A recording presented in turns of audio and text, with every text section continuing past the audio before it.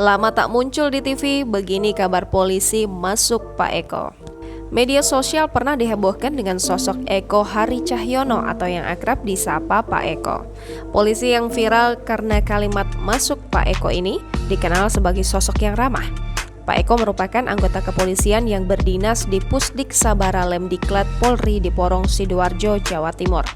Pak Eko memang dikenal dengan keahliannya melempar pisau sangkur. Di tahun 2018, Pak Eko sempat menjadi sorotan karena keahliannya melempar benda tajam ke sasaran.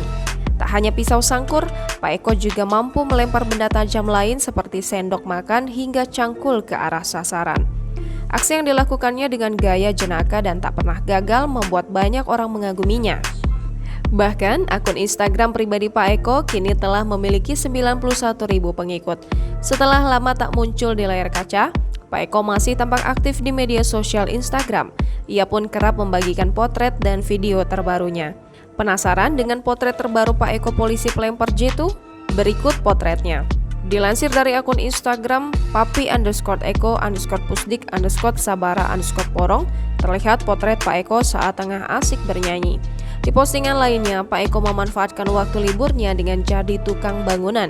Ia juga rupanya masih jago menembak dan melempar benda tepat sasaran seperti biasanya.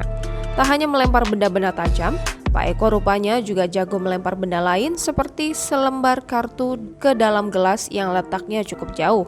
Pak Eko yang dikenal ramah kepada siapapun ini juga tak segan membantu masyarakat. Ia bahkan kini telah memiliki akun YouTube pribadi yang sudah di-subscribe ribuan orang.